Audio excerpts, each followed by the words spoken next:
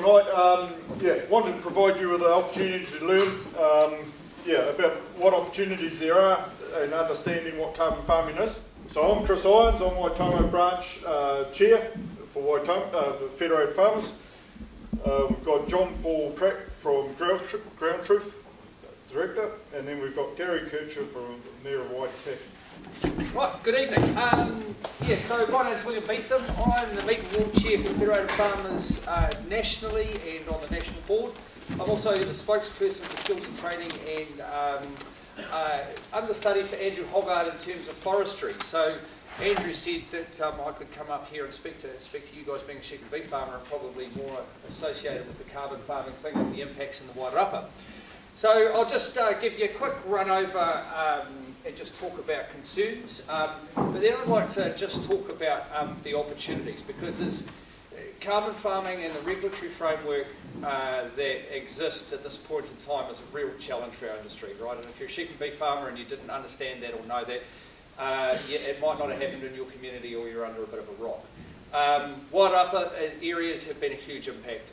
Entire communities have been sold to forestry that's gone into carbon farming, and that's not assisting any part of the community. There's been long-term concerns raised about not only the loss of communities, but what is the environmental impact of a tree that's effectively, or a monoculture of trees that are occupying a large area of land. They could be subject to a disease, they could just fall over and that creates erosion. Disease, fire, again the biggest issue though is the loss of community and loss of income to our rural communities. So when we're talking about the loss of income to our rural communities, our fantastic team gave me some data to talk about. So there's some information that's come out today from Beef and Lamb, but I'll also talk about there's going to be some future reports coming out, but there was some analysis that's coming out of that information. So if we looked at just particularly this Waitomo area, so class 6 to 8 land, there is 153,000 hectares I've been told here, out of pastoral land area that's 240,500 hectares. So if we're looking at estimated job losses, agriculture is the largest sector in Waitomo, producing 17% of the district's GDP. The estimated job losses of, whether it's 25%, 50% or 100% of Waitomo's 6 to 8 class dry stock land converted to permanent carbon forestry. So what we're looking there is the number of jobs that could be lost under 25%. Is the total number of jobs or employed. Sorry, I've just got to drop down here. Is in the region is 4,600 people. That's a population of Waitomo is 9,300 with 4,600 people in full-time employment and 1,600 in part-time. So 25% of that land I talked about, 6 to 8 going in, that's 615 jobs gone. At 15%, that's 1,229 jobs, and at 100%, that's 2,458 jobs gone, or 45%. So carbon forestry, if it moves into this area significantly, could have a massive effect on this community. The opportunity for sheep and beef farms is probably what, so that's a real negative aspect of what we're seeing of the potentially regulatory framework we're at the moment, which Federated Farmers is constantly working on to talk about how we can get better outcomes. What we've done, I'll talk about our own farming situation at this point in time. This is me and my son looking over probably the largest area that we've worked on our property. What we've looked at is how can we take advantage of certainly becoming carbon neutral within our business and whilst working on erosion control, biodiversity and other aspects to really add value to our business to try and get out in the front of this opportunity and create an opportunity out of foresting our business without reducing our production. The idea of creating a mosaic across our rural communities and integrating bush and integrating trees and natural bush with production.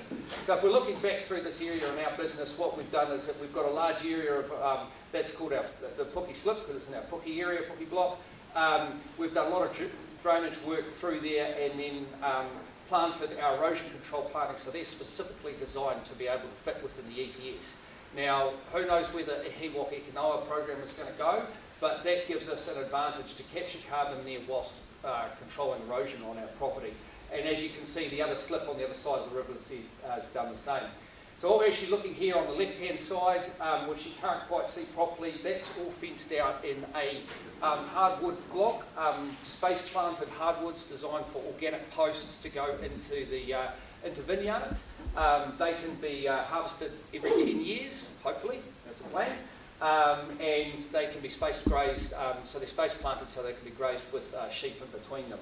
So it's just thinking about how we can, we'll flick over to the next one, how we can integrate trees into areas of our business and not reduce our sheep and beef production.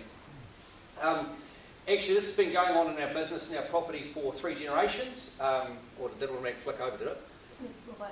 Oh, sorry about that. So these trees here were actually planted by my father, and the ones you can just see on the top right were planted by my grandfather under a land management plan that we've been working on for 3 generations across our business. But basically, initially it was focused on erosion control. Now we're looking at different types of biodiversity, including biodiversity. We can flick over now. It goes over, and I suppose this is just looking down our farm, thinking about how we can have an integration of trees and different types of trees into our business. And then by focusing on the different types of land classes, so we've got our hill country in the front, our flat areas being high produced, and actually all the bush you see in the background, which is actually, this is looking from the opposite direction. Sorry, I'm not doing this. I know, I thought I turned that off, but never mind. This is looking from the other direction. All that native bush is actually QE2. We'll flick back to that one if it jumps off.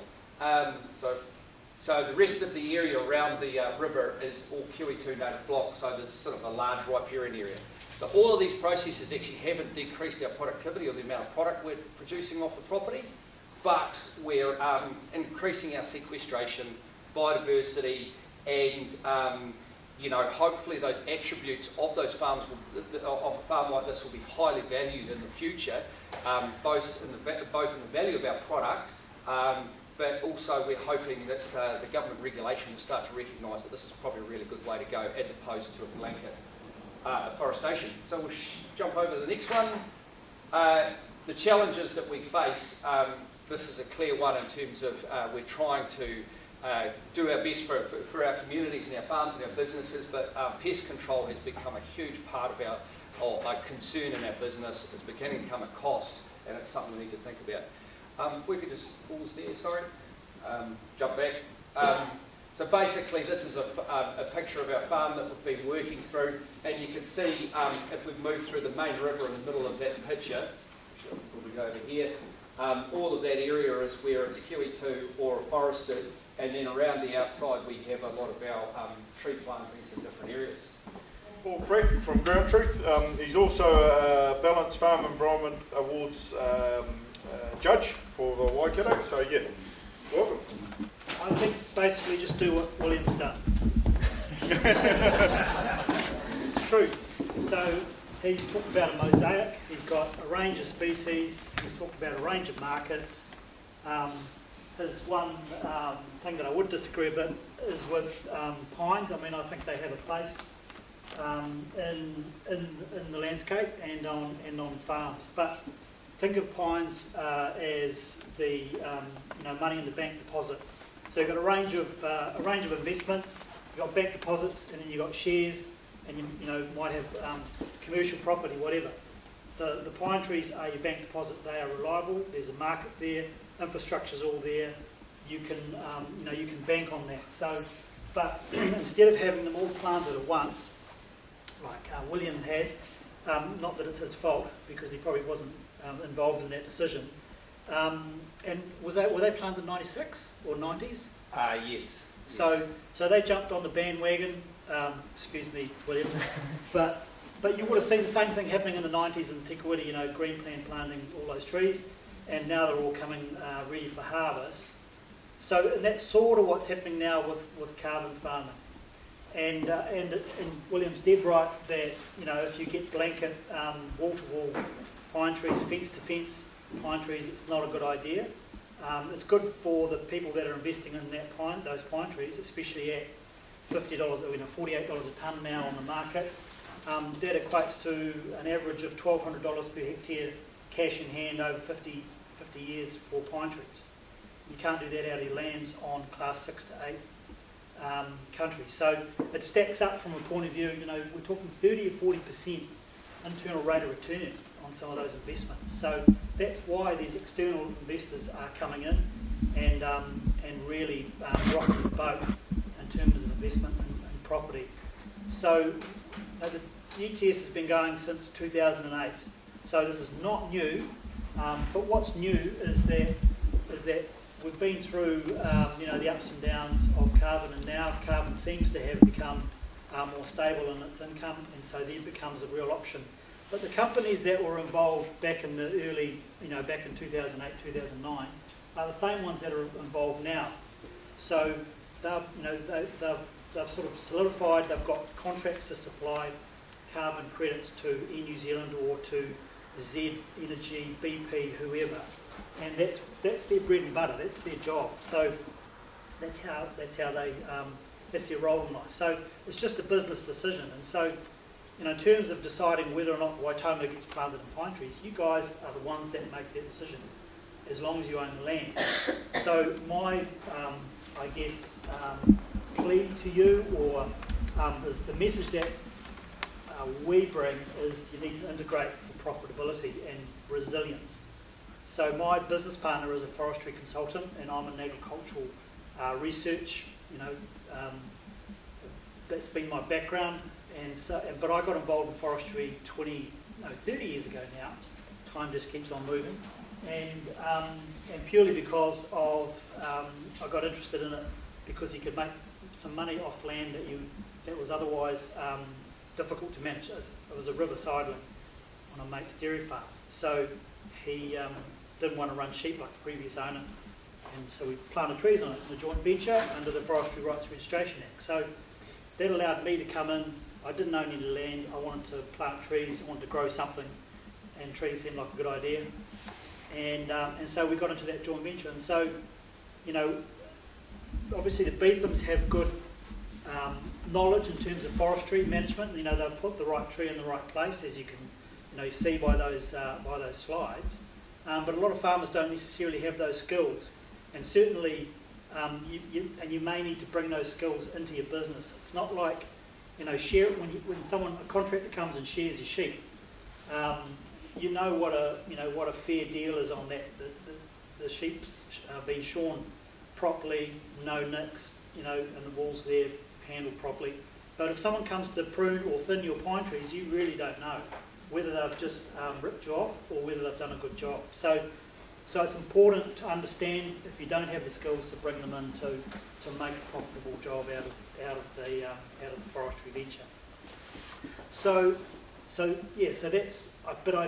We sort of firmly believe that forestry has a part in sheep and beef farming in New Zealand in terms of and farming in general to manage these challenges which we've got facing the farmers. We've got freshwater, we've got climate change, and we've got biodiversity, and forestry ticks all those boxes.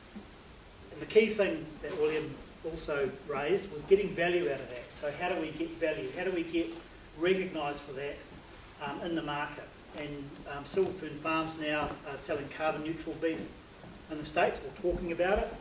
And so that, we would hope, is a premium product that they're getting some value out of. A bit like Taupo beef, same sort of thing. They've addressed nitrogen or nitrate leaching issues, and are getting a premium in the market for that. So New Zealand Inc. needs to be doing that as a group, and getting recognition of the stuff that's happening on the farm. And you'll have these conversations all the time. So we hope that Federated Farmers are working on that in terms of recognising these things on the farm. But don't think they're going to come along through good luck. You're going to have to do the work, but also you need to be able to demonstrate that. So demonstrate in terms of the forestry or the planting that you've done. That's going to be demonstrated to the market. The market's not going to pay for something they can't see. And so it comes back to those systems, quality assurance systems, that can pick up that sort of information. So it's another hobby horse of ours, is that you can't just say, oh, we're doing a good job. You've actually got to prove it in the market, and how much better are we doing that job than our overseas competitors in order to get a premium, or at least keep our access in the market and of that entry into the ETS. But the reality is that the government has to then defend what they do in New Zealand to register that 3 hectares of native to an overseas auditor. So it's got to be a robust system, and you don't get that for nothing. So that's why there is a cost associated with it, and why there is a process involved, because it's all about demonstrating this. I'm getting told. So go, Chris, please. Somewhere. So whara, you've got this example in your backyard. Whara, around a 280 hectare catchment, and back in 2001. Is that right, Mike? Half of it was planted in pine trees, those horrible pine trees. 147 hectares planted on Class 7 and Class 6 land. So that was half of the property, half of the grazed area, and there was, the process was about water quality, really improving water quality, and but also improving the efficiency of the farm. So if you go forward one, another one, yeah, that's it there. So most farmers, when you talk to them about trees, they say, but you need to use every blade of grass on my farm to produce, to keep the ewes going, to produce the lambs. That's not actually true. What you need to be doing is looking at profitability of your land and looking at the different land classes, as William's done again, and look at profitability of those different land classes. So this was the live weight produced before the trees were planted, and that's after. So you can see they've planted half the farm in pine trees, and they're taking the same amount of production of live weight off that farm. So there's been no loss in productivity. They've probably reduced their stocking rate, they've increased their lambing rate, increased their lamb weights, increased wool production, and increased their beef weight. So they've improved their efficiency of their operation, and that would have actually also reduced their greenhouse gas emissions, because that's all about improving their efficiency.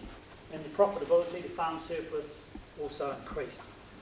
So I'm not saying this is going to happen on every farm, but it's a good example of making assumptions and not doing the analysis.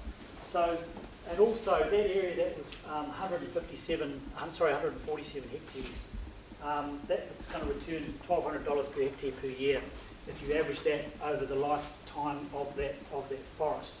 And that's coming back to what I was saying about planting in '96.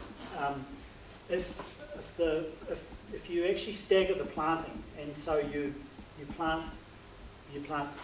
decide to plant 50 hectares, and you plant 10 hectares every 5 years, you'll get into a rotation, and you'll have a 25-year rotation. Every 5 years you'll have 10 hectares that you can harvest, and then you're not into this big dips and peaks and troughs that William showed on the graph. You're into basically a consistent income from forestry. And the good thing about trees, I believe, is that you don't have to harvest them at year 25. You can actually wait until year 35, as long as you've done the management, the pruning and the silviculture correctly. So it's not like a lamb or a vat of milk, which has to go when it's ready. It's actually you can choose. You've got a 10-year window, or even more. You would have heard of forestry being knocked over at 20 years now, and farmers getting involved in that. So it's got a longer window. So you can actually stretch that and manage that those peaks and troughs with the way you manage the crop. That's it. Very good. Thanks very much, John. Class at 6 to 8 has also been mentioned. Next one. Sorry. Yep, excellent.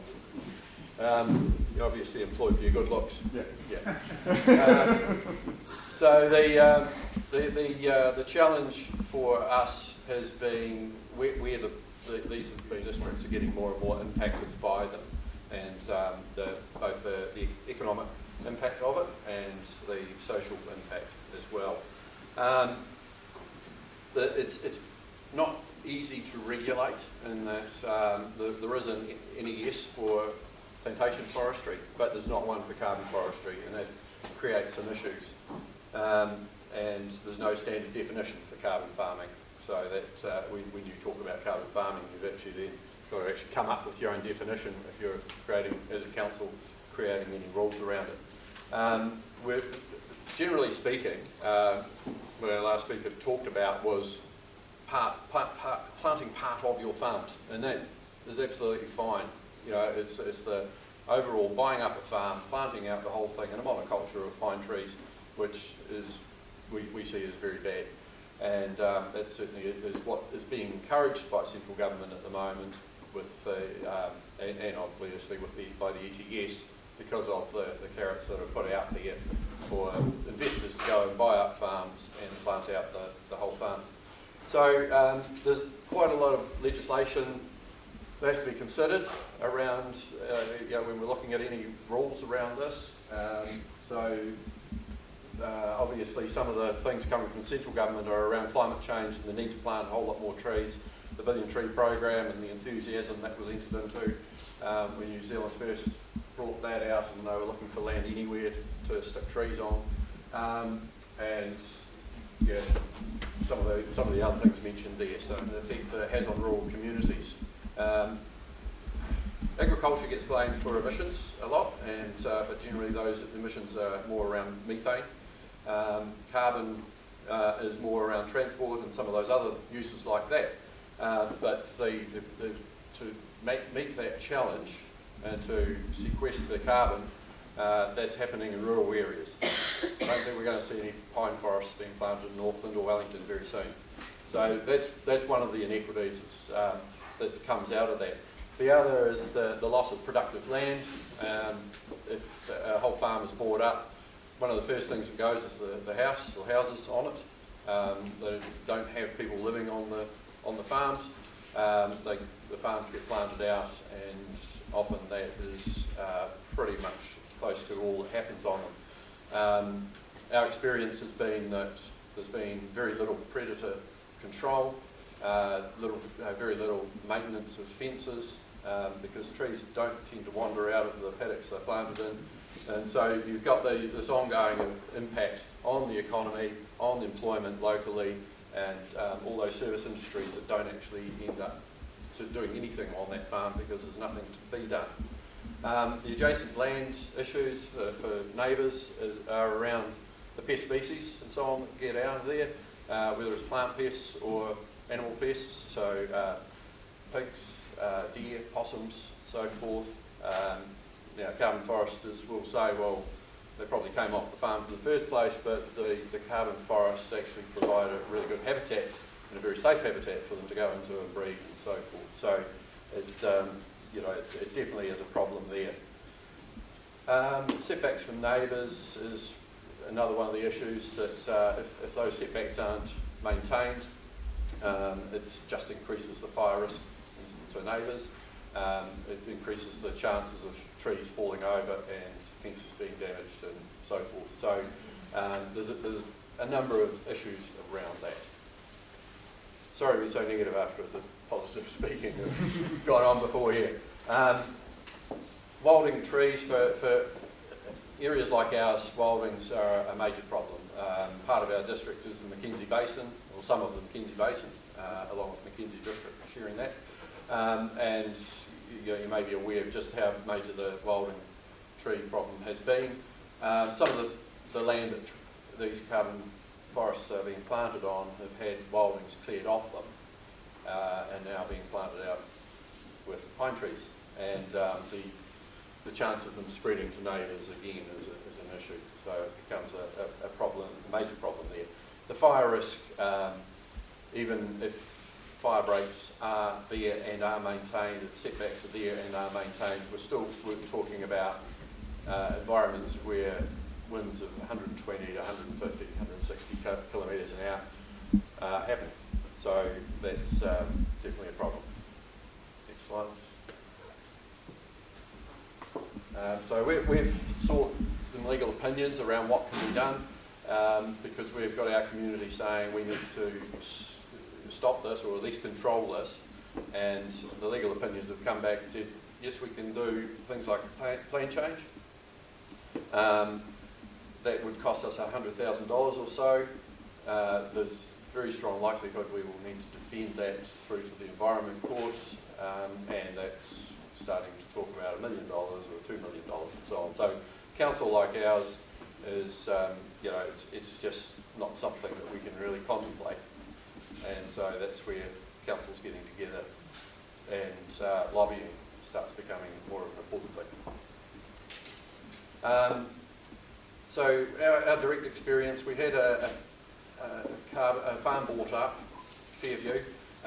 It's about 1,200 hectares, and a resource consent was applied for in 2013, I believe.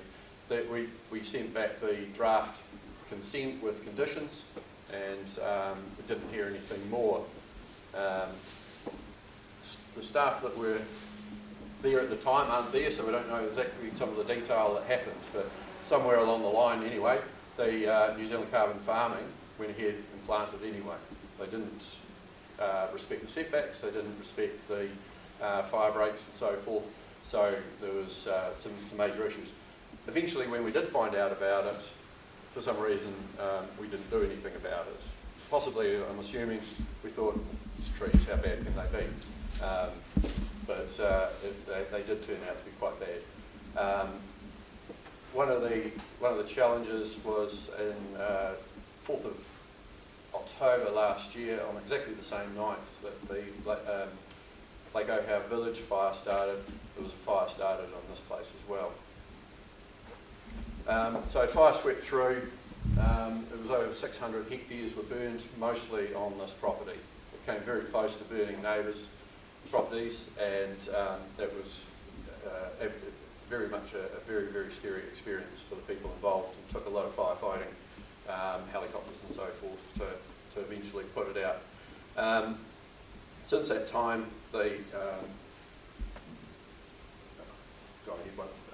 anyway, they've done a bit of clean up, and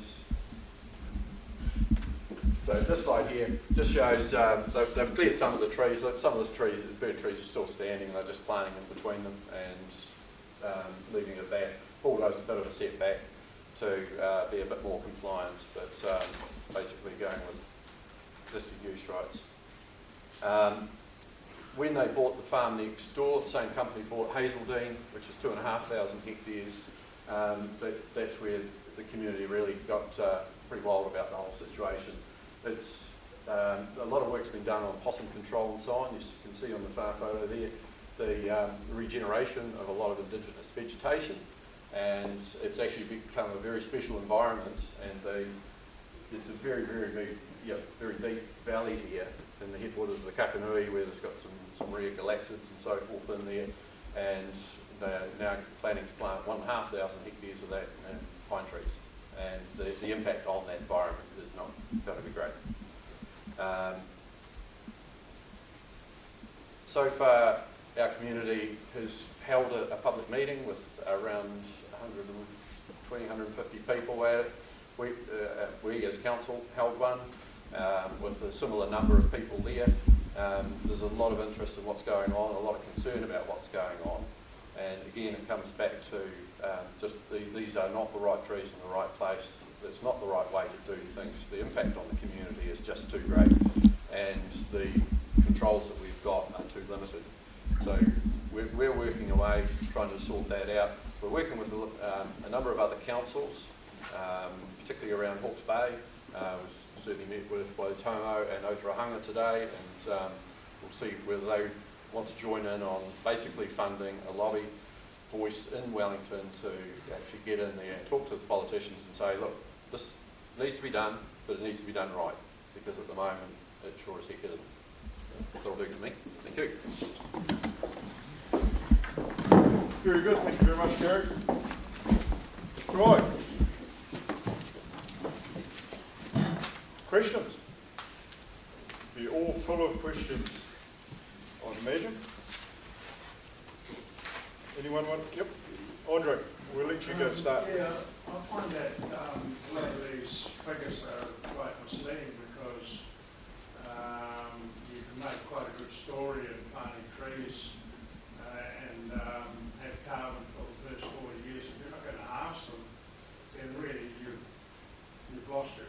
You've lost the farm, you've lost that land, and you cannot reclaim on carbon once that carbon has been produced off that particular block of land. That's it. You cannot cut them down and replant them and carry on planting. It's still the choice of the landowner as to what, how they approach it. So we wouldn't actually advocate just planting a crop for carbon, because who knows what the market will be for carbon in 40 or 50 years' time, even 25 years' time. So you need to be thinking about multiple products from your land, timber and carbon. As soon as you go down that route, you're very much locked into it, and that's fine for New Zealand carbon farming.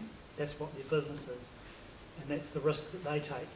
But for a farmer, with I wouldn't suggest necessarily going down that route. But if you were it's quite an attractive option for difficult areas at the back of the farm which you might not be able to harvest.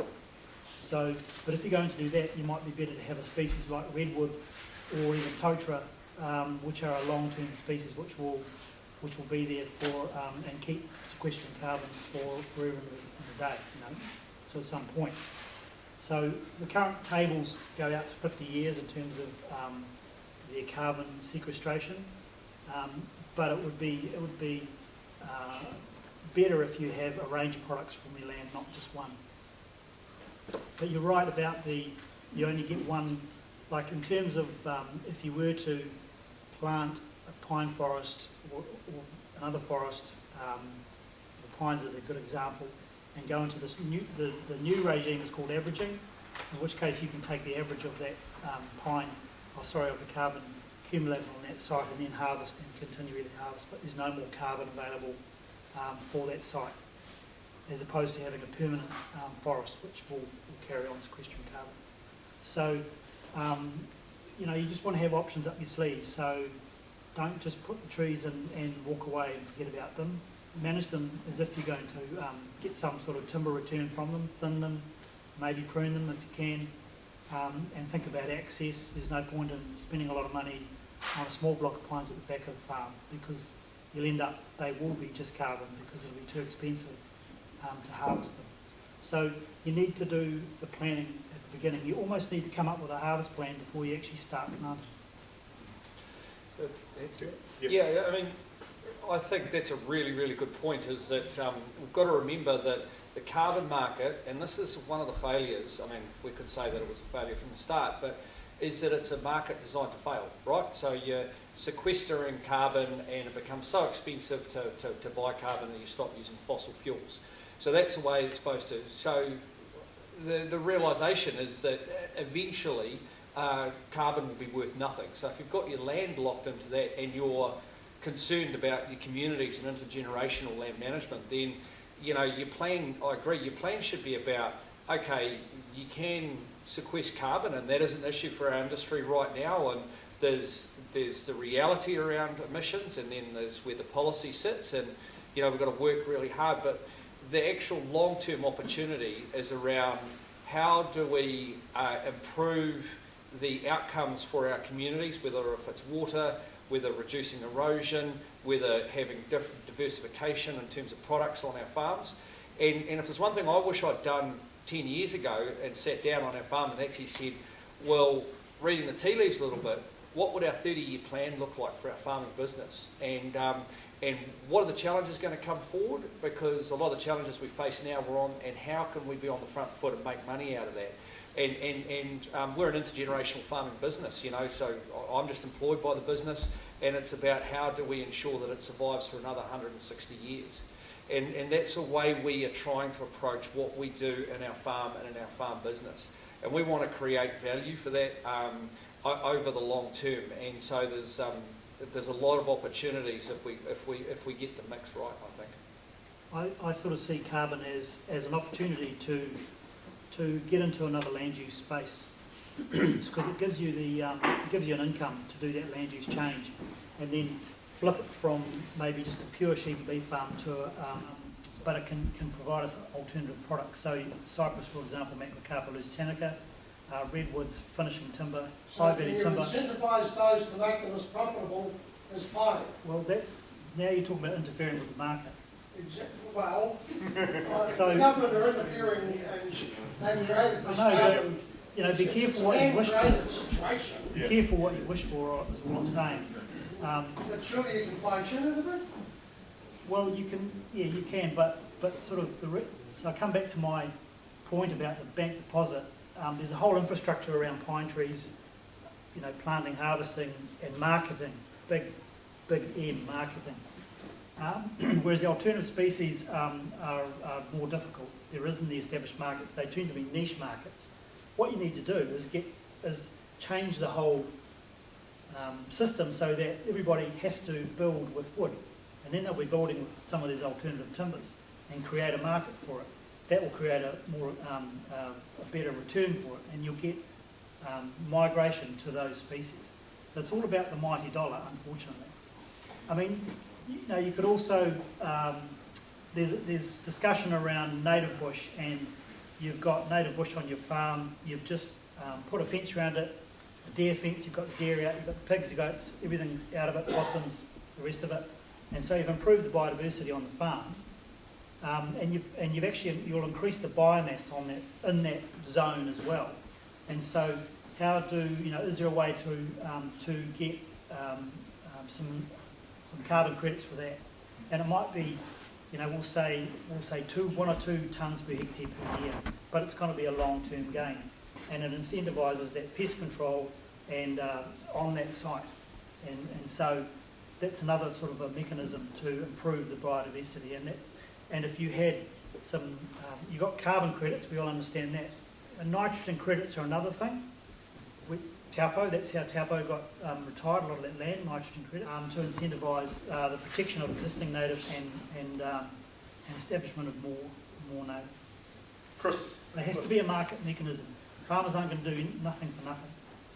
So, the question is, you've got 2 government policies in pines here, and one's based on the New Zealand government, which around suppression or climate change. Then you've got another policy with the Chinese government buying up pines as well. How's your business plan growing pines? And it's all based around 2 government policies, and 2 governments we don't trust. How's that a good business plan? Oh, okay, so it comes back to my original, one of my points before. You've got to have multiple products, so produce carbon and lumber, and don't just sell it to the Chinese. I mean, we all know that.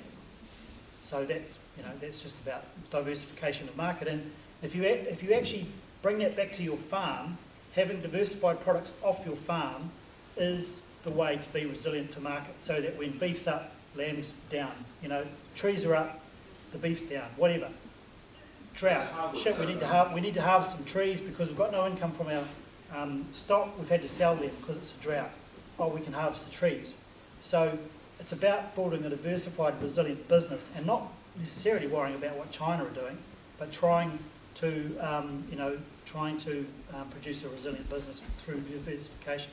The hardwood, North America's king of it, the alpine growing.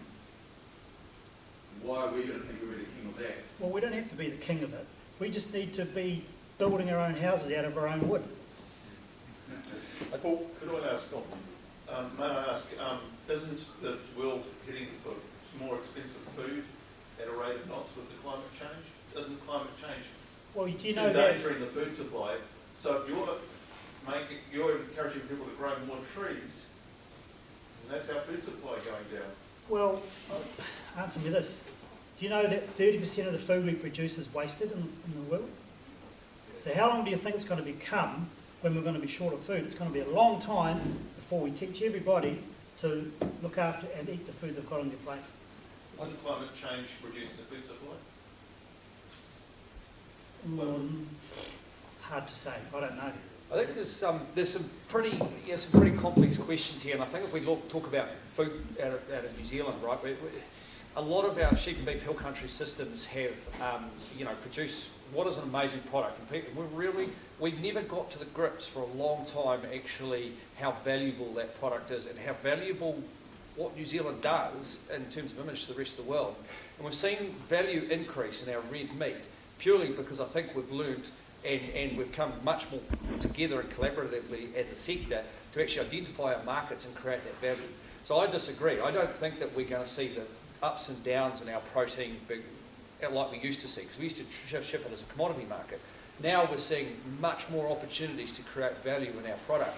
So this is I actually disagree that there's a fallacy around, hey, we've got to, we're going to start to see markets go up and down. And there is a big risk, I believe, in pines, because the other part about pines is, or let's say blanket afforestation, is the risk of the fact that it's still a commodity market. So I agree, we need to look at different types of woods, how they're used in New Zealand.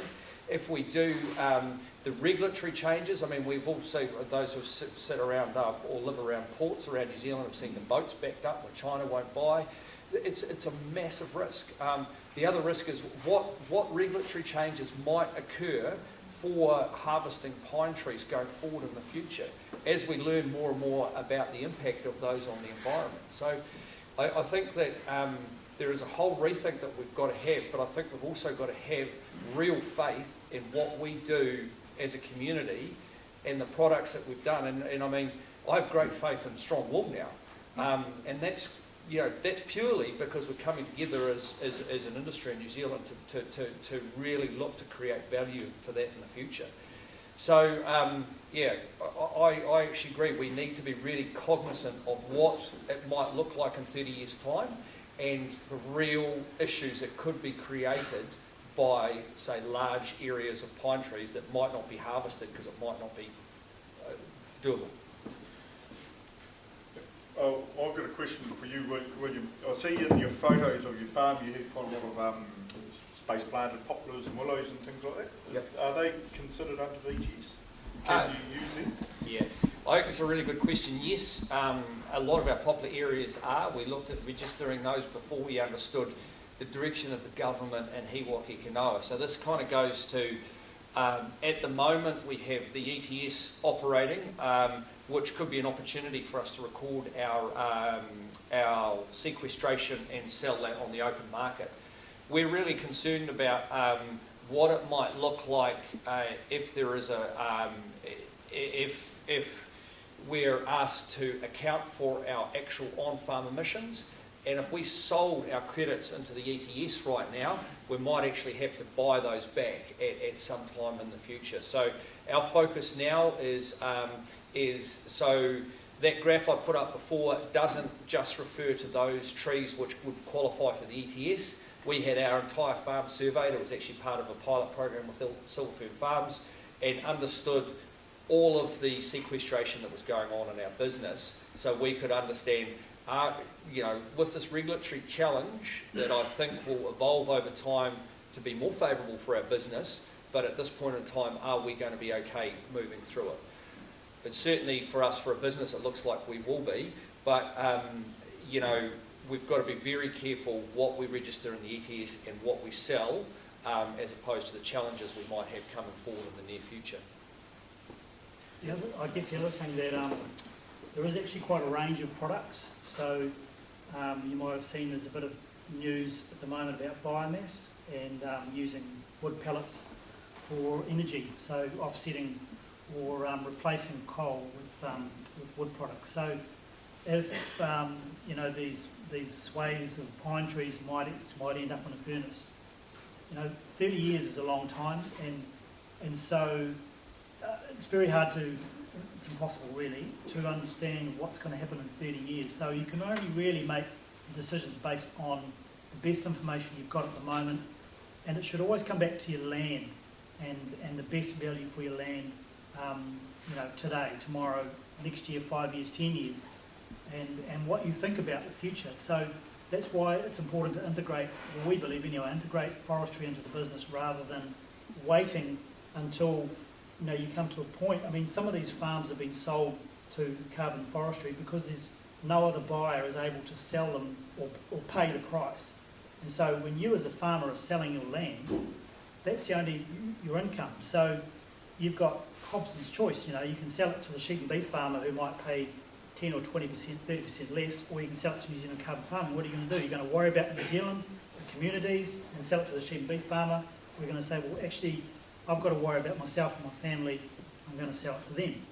Now, the way to become resilient about that is to have a higher value farm that is going to be more desirable in the market. So you're less prone to those takeovers, and that's what William talked a little bit about before this session, was that sheep and beef farmers, the sales have tailed off because sheep and beef markets are slightly better now than they were 3 years ago, and so farmers are less at risk to those takeovers. But I'm not sure that I have the same faith that William does in terms of the ups and downs of the market. But because we had this discussion 30 years ago when we were at university, that sheep guys need to get together and not sell land as a commodity. So these things take time, but being more resilient as a business owner to those takeovers is the key. Succession plan, that's what you need if you want to make sure the business stays as a sheep and beef operation. Janine. Thank you, gentlemen, for the really positive side of it and the diversification, because that's on farm, that's really, really good. Just had a couple of questions. This is more in relation to NZ carbon farming that I just don't quite understand.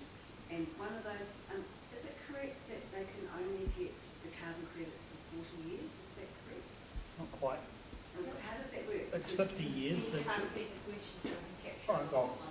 So Jeanette's just asking, is the New Zealand carbon farming can only get carbon credits for 40 years? I was at a presentation in Hamilton yesterday by Craig's investment partners, and they talked about them only being able to get those carbon credits for 40 years, and then they would walk away and find other land so that they could then get more carbon credits. Is that correct? Would be when the pine trees stop.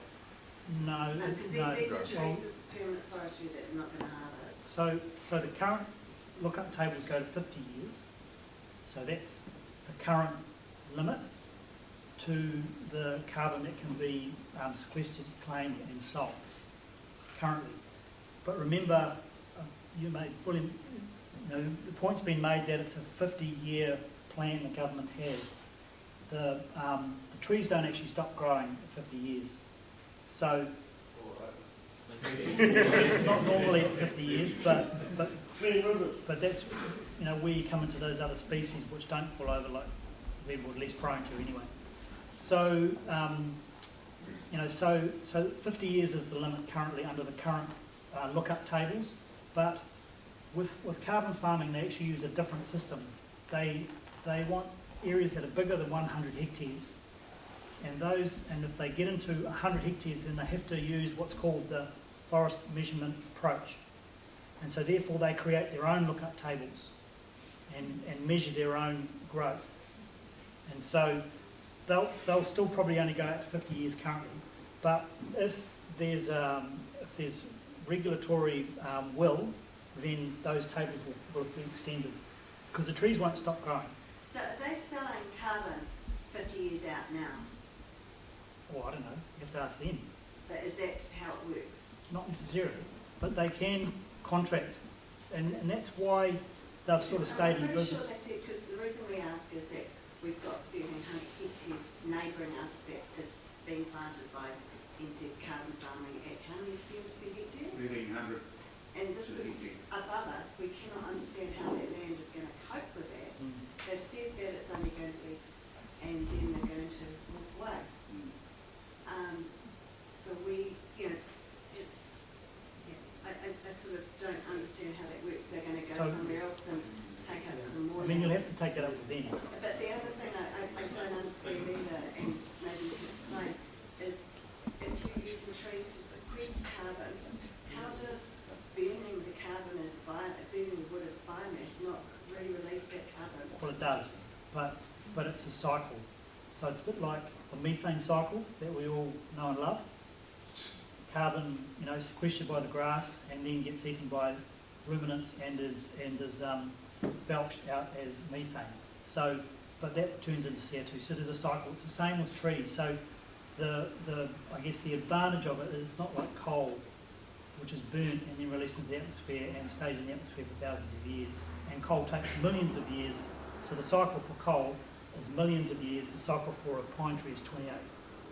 So you still, it's a cycle. It's not adding or taking from the carbon emissions in the air, whereas coal is always adding. I think what you're pointing out though is that carbon farming and purchasing that farm and planting it out is subject to basically no regulation, right? You can do whatever you want.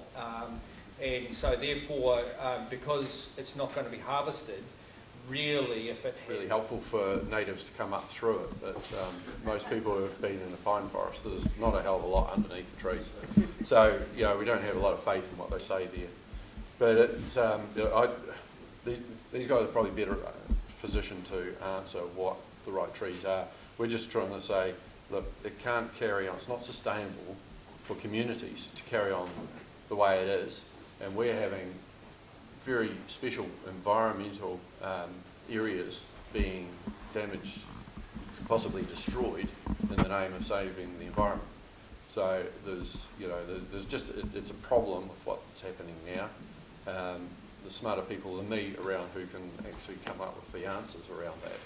But we're just saying, hey, look, just you need to get thinking about this, and you need to actually take some action to control what's happening, stop what's happening, why it is happening, and actually make it work better for everybody.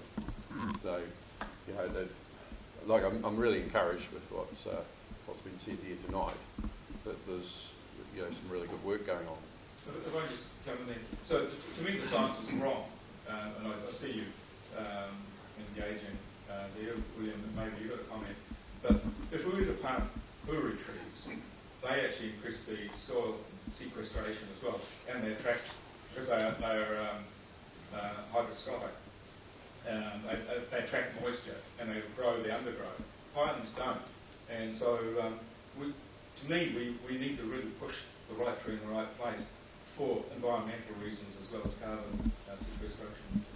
Yeah, it's a really good point, and I mean I'm no expert in this area by any stretch of the imagination, but from what I understand is that there is issues around water being drawn out of the system through pine trees. You know, we've got a big focus now on our farm looking at how we can protect our wetlands but use them as sinks to capture our nutrient as they run off. You know, the idea of green bunds, and the government's trying to get us about how that can create a real advantage in their business, then create an opportunity rather than a hindrance. Then that might be the better way to go. And then I look over the hill and I see farms being bought for carbon forestry, and everything on that sheep beef farm's planted out, including the wetlands. There's no regulation around it, nobody's monitoring it, and it's a real frustration. So, but we've got to keep, like, we're trying to have these conversations, we've got to keep having these conversations and talk about what are the negative aspects and what are the great opportunities. One of the things, I talked about Hazeldean, a 2,500 hectare farm that's been bought up. You know, a lot of that's basically got snow tussocks. Now, there's a lot of the plant is actually under the ground, and so, you know, it is one that the farmers will do their regular burn-offs and so on to actually bring back the top part of the plant and allow more pasture to grow around them. But the reality is you won't kill them by burning them because there's so much under the ground. And I don't know whether that's able to be taken into sequestration side of things. You know, there is a fair bit of carbon locked up in there. In a good fog, they'll actually draw a lot of moisture out of the air and pull it into the ground. as opposed to pine trees, which is, you know, just basically creates a desert underneath. Well, unfortunately, I'm not a specialist in water relationships and trees, whereas my business partner, he's more into this sort of thing. But the current ETS is really based on a change of land use from pasture to forestry, and so there's a fundamental change in the carbon to a limit, and so it's not trying to compare the understory or the carbon stored under a native or a cypress or a pine. There are tables for that, but it's it's very much around the change in land use. Just a quick question I've been asked to ask. What are the risks of having an ETS block and of trees, and if they're damaged by wind or fire and whatnot before harvest or during that cycle? And they're in the ETS. Yes. So the ETS has been recently revised so that as long as those trees are replanted, then you don't get pinged for those emissions. You have to wait for those trees to get back to the same point they were in before the wind felled them or the fire went through them. And you've got to undertake to keep forestry on that site, but there's no penalty for that, which is a new thing. There used to be, insurance for fire and wind damage because of ETS emissions. So the government's taken a sort of a countrywide view that, on average, those risks are manageable. It's something like 0.03% of the plantation gets hit by fire every year. So I've managed that risk in that way. What area does a forest sequester from? Like, are we a farm part of the plain country, is that sequestering carbon from Northland, or from the South Island, or from Australia, or? Well, it depends which way the wind's blowing, mate. Yeah, so it's just... Good question. Yeah. So